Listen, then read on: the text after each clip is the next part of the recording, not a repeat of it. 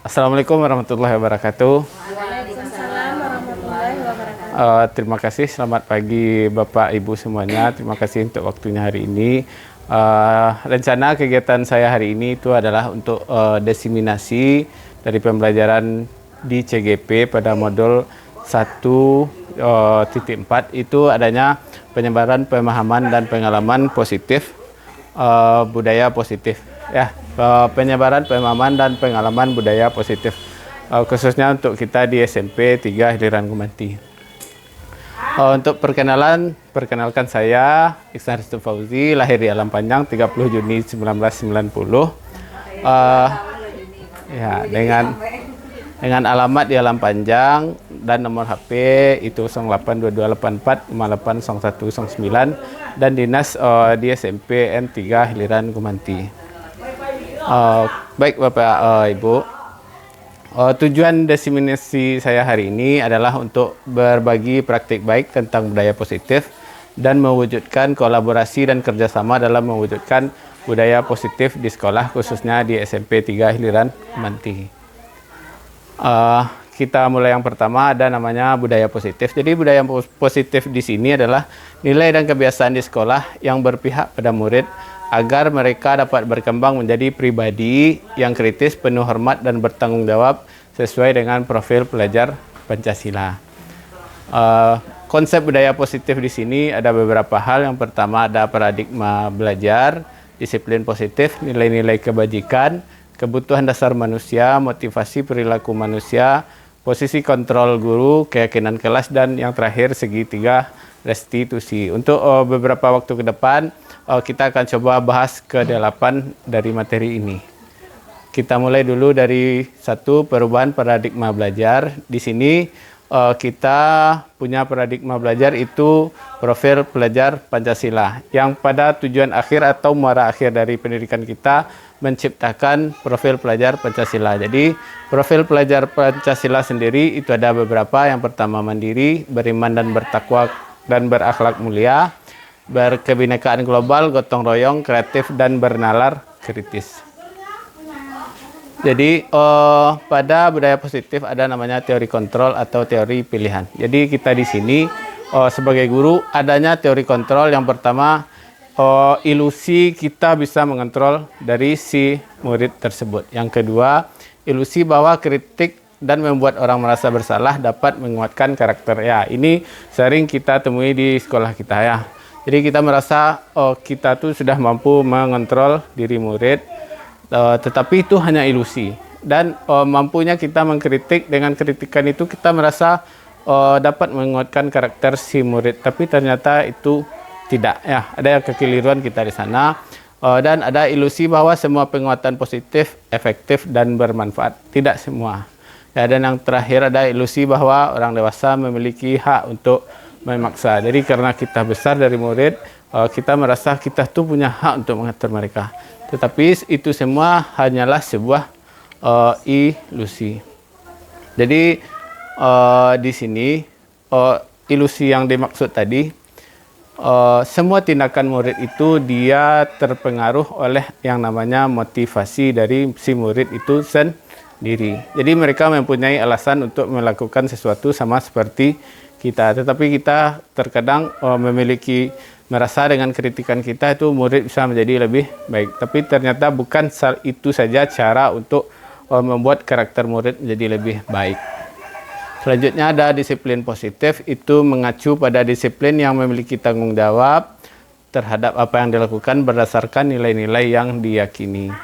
Nah, yang kedua, bertujuan untuk menumbuhkan kesadaran serta memberdayakan peserta didik tanpa imbalan atau reward dan tanpa ancaman atau hukuman. Jadi kita kan di sekolah biasa, kalau kamu nggak bikin PR nanti gini nilainya nggak keluar. Ya, yang ketiga ada menciptakan peserta didik yang memiliki disiplin diri sehingga mereka mengacu berperilaku pada nilai-nilai kebajikan universal dan memiliki motivasi intrinsik dalam perubahan perilaku ke arah yang lebih baik. Jadi kita hanya bisa melatih dari siswa itu motivasi intrinsiknya atau motivasi yang memang datang dari dalam dirinya sendiri. Kita lanjut, adanya nilai-nilai kebajikan universal. Jadi nilai-nilai kebajikan ini sifatnya bersifat positif dan dengan tujuan mulia tanpa adanya atau dengan nilai-nilai tersebut bersifat universal lintas bahasa, suku, bangsa, agama maupun latar belakang. Jadi setiap perilaku perbuatan itu memiliki suatu tujuan. Sama seperti kita maupun murid itu setiap yang kita kerjakan pasti memiliki tujuan. Teori ini dikemukakan oleh Dr. William Glasser.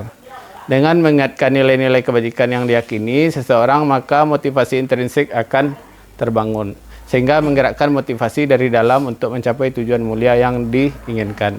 Nilai-nilai kebajikan di sini kalau kita dikenal dengan profil pelajar Pancasila. Jadi nilai-nilai kebajikan kok hendaklah harus sesuai textbook. Jadi nilai kebajikan ini nilai yang kita sepakati saja secara bersama, terlepas dari perbedaan suku, bangsa maupun agama masing-masing. Kita lanjut, adanya keempat, kebutuhan dasar manusia. Ya, jadi kebutuhan dasar manusia adalah segala sesuatu yang dapat dilakukan untuk mendapatkan apa yang kita inginkan. Ya, seluruh tindakan yang kita lakukan itu dia memiliki tujuan dan semua usaha terbaik yang kita lakukan adalah dalam rangka memenuhi kebutuhan dasar kita dengan baik. Jadi sama seperti murid, apabila kebutuhannya itu bisa dicapai dengan cara yang positif. Kalau seandainya dengan cara positif tidak tercapai, maka akan dilakukan dengan cara negatif. Nanti akan kita bahas beberapa contohnya. Di kebutuhan dasar manusia itu ada 5 kebutuhan dasar manusia. Yang pertama bertahan hidup atau survive. Jadi ini contohnya seperti makanan, tempat tinggal, keamanan, kesehatan, itu merupakan dari kebutuhan bertahan hidup. Ini bersifat lebih ke fisik, ya. Yang kedua ada namanya kasih sayang dan rasa diterima. Jadi seperti rasa dipedulikan, berbagi, bekerja sama, menjadi bagian dalam satu kelompok, itu merupakan contoh dari kebutuhan akan kasih sayang dan diterima. Ini lebih bersifat kepada psikologis seseorang, ya, kebutuhan yang tidak tampak. Dan yang ketiga ada penguasaan, seperti ingin dihargai, keinginan dianggap sebagai pemimpin, berprestasi, diakui maupun didengar. Yang keempat ada kebebasan. Di sini contohnya mandiri, memiliki pilihan, mencoba hal baru, mampu mengendalikan arah dirinya. Yang kelima ada kesenangan, seperti bermain, humor, antusias dan tertawa. Jadi dari kelima ini yang bersifat fisik itu cuma bertahan hidup, sedangkan yang 4 itu lebih ke psikologi seseorang atau kebutuhan batin dari seseorang. Di contoh kasus tentang kebutuhan dasar manusia, di sini ada Ibu Ida, guru kelas 6 SD Permai, sedang bingung menghadapi ulah si Andi. Ya, beberapa anak telah datang dan mengeluh kalau Andi seringkali meminta bekal makanan siang mereka dengan paksa. Jika Anda menghadapi situasi seperti ini, apa yang Anda akan lakukan? Dan menurut Anda, apa kebutuhan dasar Andi yang tidak terpenuhi sehingga si Andi itu usil kepada si teman-temannya? Kita bahas satu persatu. Jika Andi lapar dan orang tuanya tidak membawakan bekal, berarti itu si Andi itu sedang melakukan memenuhi kebutuhan dasar hidupnya tentang bertahan hidup. Sedangkan kalau alasan si Andi iseng dan menikmati ekspresi wajah temannya yang kesal, sandang senyo untuk membuat ulah, itu merupakan dia memenuhi kebutuhannya untuk kesenangannya. Sedangkan kalau rasa terima, jadi Andi itu misalnya ingin diperhatikan dengan mengambil makanan tuh temannya jadi memperhatikan dia, berarti dia sedang melakukan atau memenuhi kebutuhannya tentang kasih sayang dan diterima. Sedangkan kalau alasannya dia merasa hebat, tuh kawannya menjadi takut, itu Andi sedang mencoba untuk memenuhi kebutuhan hidupnya secara penguasaan. Jadi kalau Andi merasa bosan dengan bekal yang dibawakan ibunya itu saja, berarti dia tentang kebebasan. Ya, tidak mau dia itu saja. Jadi setiap perilaku anak tuh bisa jadi dia yang dikerjakan tuh melakukan untuk memenuhi satu atau lebih dari kebutuhan hidupnya. Seperti ini kan sering kita jumpai di sekolah kita. Ya. Selanjutnya ada motivasi perilaku manusia. Jadi motivasi perilaku manusia ada 2, ekstrinsik dan intrinsik. Yang ekstrinsik itu misalnya karena keterpaksaan. Ya, misalnya untuk menghindari ketidaknyamanan atau bisa dihukum oleh guru, jadi dia patuh. Berarti itu adalah motivasi ekstrinsiknya saja yang kita asah. Ya, untuk mendapatkan imbalan misalnya atau ingin dihargai orang lain, dia milih sampah supaya dibilang, oh ini anak ini pintar.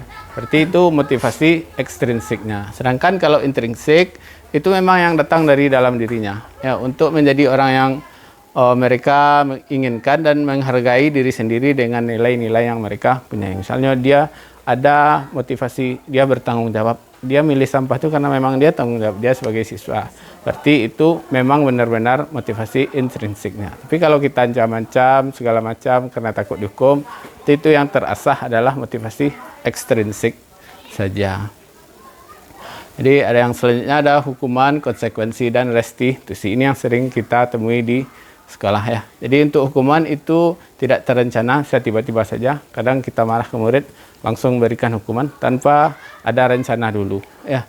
Satu murid tidak tahu apa yang akan terjadi dan tidak dilibatkan. Jadi kalau kita memberi hukuman ke murid itu sesuai kehendak kita saja, tanpa tahu murid apa yang kalau saya begini akibatnya. Selanjutnya bersifat satu arah dan berupa hukuman fisik ataupun psikis. Yang kedua ada konsekuensi terencana atau disepakati sesuai harapan, murid tetap dibuat tidak nyaman.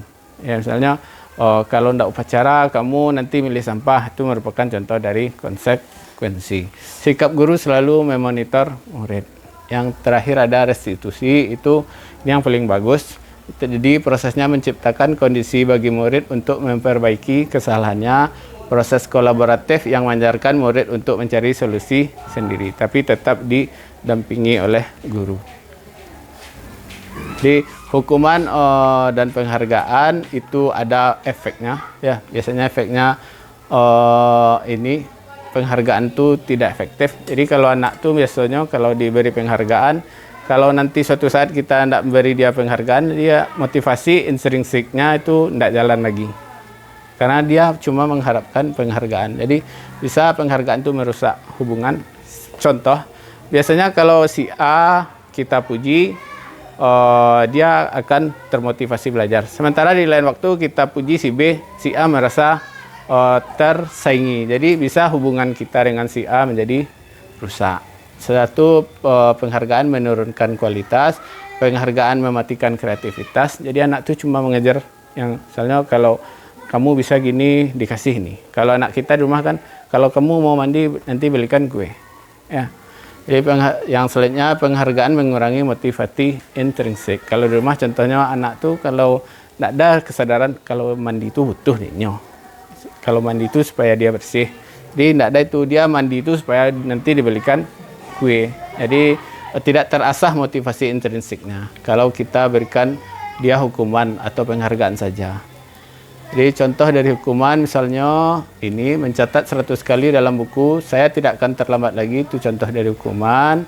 Lari mengelilingi lapangan, itu contoh dari hukuman juga.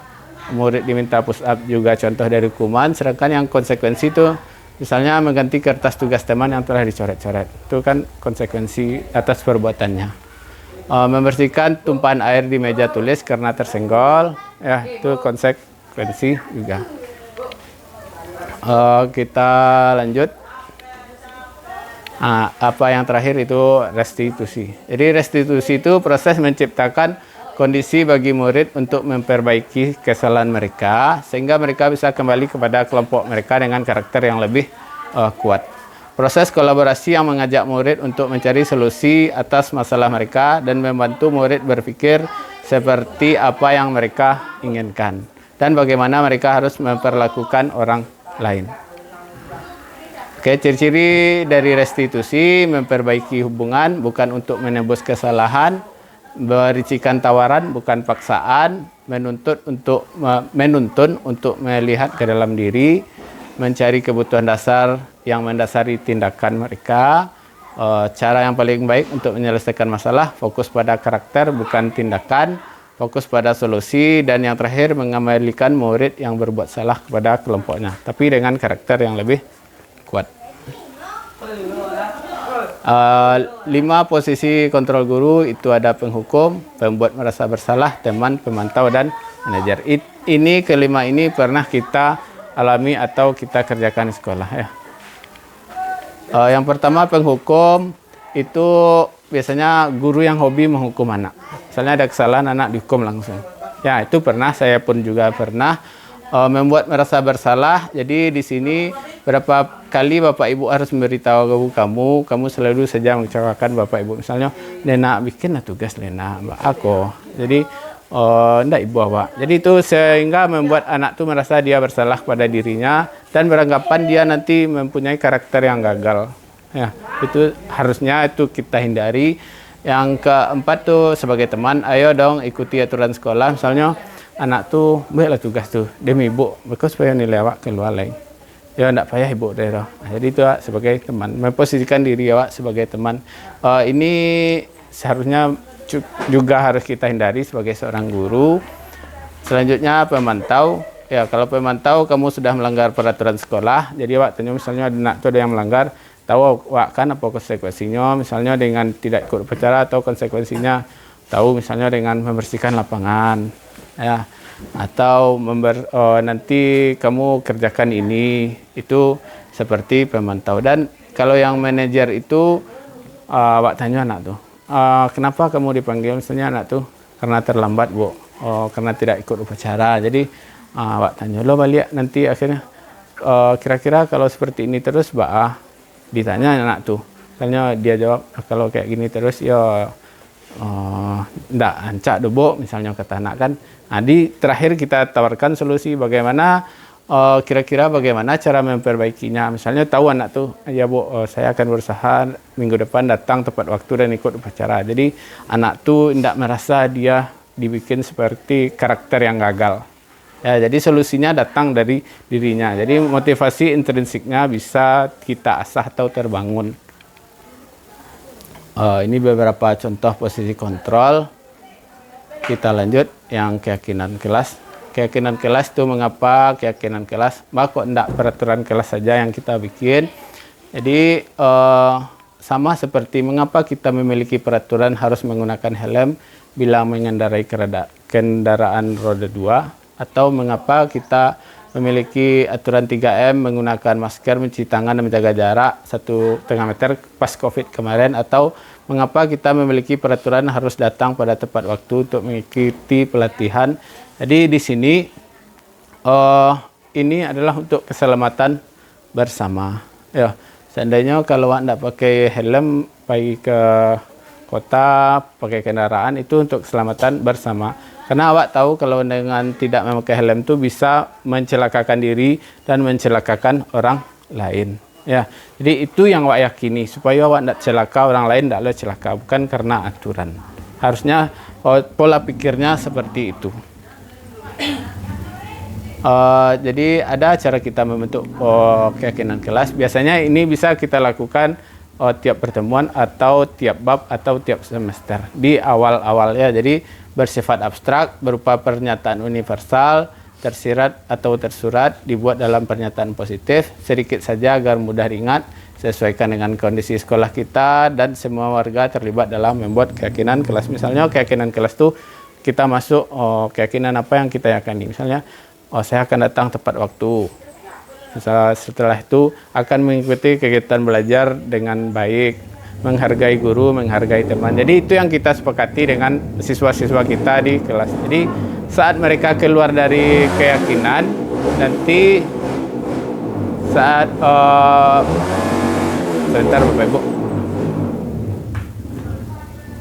Jadi saat mereka keluar dari keyakinan kelas, kita nanti bisa untuk mencari apa sebenarnya kebutuhan yang belum terpenuhi dengan cara awal apa keyakinan kelas yang sudah kita langgar. Jadi mereka bisa berjalan dengan di dalam rel keyakinan kelas ini. Yang terakhir segitiga restitusi. Jadi restitusi adalah sebuah cara menanamkan disiplin pada murid. Restitusi bukan untuk menembus kesalahan, namun untuk belajar dari kesalahan. Jadi seperti contoh kita tadi, anak tuh tahu di mana salahnya dan mereka tahu cara memperbaiki diri mereka. Jadi mereka tuh tidak keluar dari kantor kalau kita bawa ke dalam kantor itu sebagai identitas yang gagal. Jadi mereka tuh tahu dengan yang kalau diperbaiki seperti ini, saya akan menjadi orang yang lebih baik nantinya. dan tujuannya untuk memperbaiki hubungan. Dia memperbaiki hubungan maksudnya kita dengan siswa. Kalau kita marah-marahkan dia sebagai penghukum 5 posisi kontrol tadi, kalau kita sebagai penghukum itu biasanya anak tuh lebih hobi mendongkol ya. Tapi kalau perbaikan datang dari dirinya itu berarti kan motivasi intrinsik anak tuh sudah bisa kita tebalkan atau kita asah ya. Jadi segitiga restitusi itu misalnya menstabilkan identitas. Jadi saat anak marah tuh tidak perlu kita langsung marah. Jadi distabilkan dulu, biarkan mereka bercerita. Setelah itu kita beri stabilkan identitasnya. Misalnya nyala marah-marah dengan dicoret-coret bukunya dengan temannya. Setelah itu dia marah kan ke temannya. Oh, buku saya dicoret gini Bapak, Ibu katanya. Jangan kita sanggah, wak sabar lalu. Jangan seperti itu. Jadi kita stabilkan dulu. Sepertinya ya semua orang pernah membuat kesalahan. Jadi kita stabilkan identitasnya. Setelah itu validasi tindakan yang salah. Jadi kamu tentu punya alasan. Jadi kenapa marah ke kawannya? Wah, kecian itu. Yo bu, dek buku awaknya coret-coret. Buku saya dicoret si begini katanya. Jadi kita validasi. Setelah itu kita bisa tanya lagi, adakah cara yang lebih efektif untuk mendapatkan apa yang kamu butuhkan? Jadi kita kalau dengan telah dicoret itu buku awak tuh apa yang sebenarnya awak butuhkan. Misalnya bisa dia jawab, yo kalau kayak gini diganti lah bu buku saya atau apa. Setelah itu kan bisa kita panggil lo anak tuh yang bermasalah tadi dengan menanyakan keyakinan kelas, dengan menanyakan keyakinan. Jadi setelahnya marah-marah tuh keyakinan kelas apa yang telah kamu langgar. Misalnya dengan kurang menghargainya orang lain. Jadi lah dengan kurang menghargai orang lain tuh bisa kita tanya, jadi kamu maunya seperti apa? Yo, buku saya nih mau diganti, Pak, Bu, katanya. Oke, nanti buku kamu diganti. Jadi kamu bisa lah mengubah karakternya. Misalnya, ya Bu, kalau seperti ini nanti saya lebih sabar, bisa saya minta baik-baik caranya mengganti buku awak. Ya, jadi dengan menstabilkan identitas itu untuk membuat anak yang merasa gagal karena berbuat salah menjadi positif terhadap dirinya.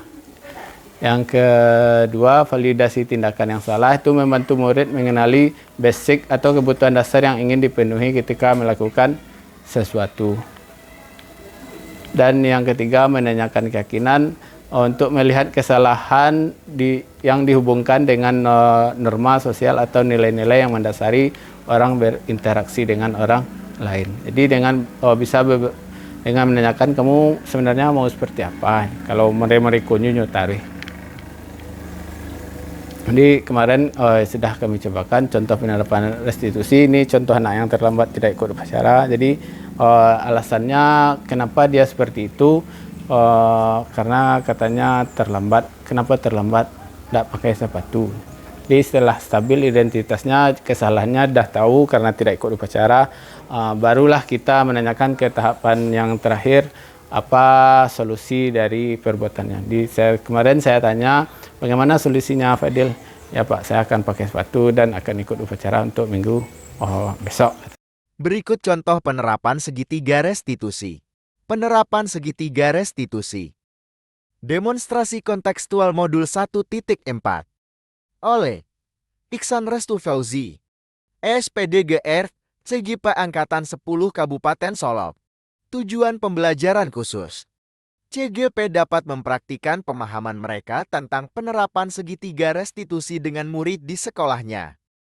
Skenario. Ditemukan kasus adanya murid yang tidak ikut upacara bendiran pada Senin pagi. Berikut ini adalah rekaman video penerapan segitiga restitusi. Mari kita simak. Selamat pagi Fadil. Pagi, Pak. Fadil, tahu Pak panggil ke sini. Kenapa Fadil? Terlambat, Pak. Karena terlambat ya.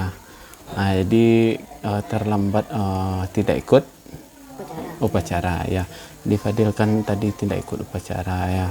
Di Fadil tahu itu salah? Tahu. Ya, Fadil, kalau kita berbuat salah tuh tidak ada manusia yang sempurna. Bapak pun pernah terlambat. Ya, walaupun seperti itu, apakah Fadil merasa sudah baik untuk diri Fadil sendiri? Tidak ikut upacara, apakah Fadil sudah merasa baik untuk diri Fadil sendiri? Belum, ya Fadil. Jadi kalau kita ada sesuatu yang kita langgar itu, rasanya kita belum berbuat baik untuk diri kita sendiri, ya Fadil. Jadi Fadil sadar akan itu kan? Ya. Kalau dibiarkan nanti bisa-bisa setiap minggu nanti bisa Fadil terlambat ya, bahkan tidak ikut upacara, ya kan Fadil? Apa alasan Fadil tadi terlambat? Tidak pakai sepatu, Pak. Oh, karena tidak pakai sepatu. Jadi karena tidak pakai sepatu takut dimarahi guru. Iya. Ya enggak apa-apa ya Fadil. Kalau enggak pakai sepatu terus bisa jadi nanti tiap pekan enggak masuk. Sepatunya di rumah ada? Nih, Pak. Ada. Ya. Sepatunya bisa dipakai. Nih, Pak. Fadil tahu apa yang Fadil langgar? Nih, Pak. Tidak upacara ya. Artinya apa keyakinan kelas kita yang Fadil langgar? Upacara. Upacara itu artinya apakah Fadil sudah bertanggung jawab? Belum, Pak. Belum ya, karena kita tahu upacara itu adalah kewajiban dari semua tiap hari Senin semua siswa dan guru. Jadi Fadil sekarang tahu kalau keyakinan kelas yang Fadil langgar itu adalah belum bertanggung jawab. Jadi kalau lama-lama Fadil tidak bertanggung jawab, apa yang akan terjadi pada Fadil? Tidak bertanggung jawab. Nah, rugi nanti Fadil kalau udah besar ya. Apakah Fadil mau merubahnya? Mau. Dengan cara apa? Melakukan upacara. Melakukan upacara. Dan kalau kita belum pakai sepatu, artinya kita harus pakai sepatu. Kapan Bapak bisa melihat perubahan dari Fadil? Senin besok. Oke, siap. Senin depan. Ya, Pak tunggu ya Fadil. Pak tunggu perubahan Fadil Senin depan. Oke Fadil, terima kasih. Setelah ini silakan kembali ke kelas dan mengikuti pembelajaran selanjutnya. Oke Fadil, terima kasih ya. Kesimpulan 1. Murid merasa nyaman dengan penerapan segitiga restitusi. Ini terlihat kalau murid tidak merasa mereka menjadi karakter yang gagal. 2. Murid mampu menyelesaikan masalahnya sendiri. Ini terlihat kalau murid memberikan solusi penyelesaian masalahnya dengan akan memakai sepatu dan ikut upacara minggu depan. Demikianlah contoh penerapan segitiga restitusi yang saya lakukan. Jadi itu sedikit dari pemahaman dari budaya positif di sekolah. Mungkin belum sesempurna konsep yang disampaikan, tapi mudah-mudahan ini sedikit yang saya bagikan bisa membawa perubahan untuk kita bersama. Terima kasih untuk waktunya Bapak Ibu. Assalamualaikum warahmatullahi wabarakatuh.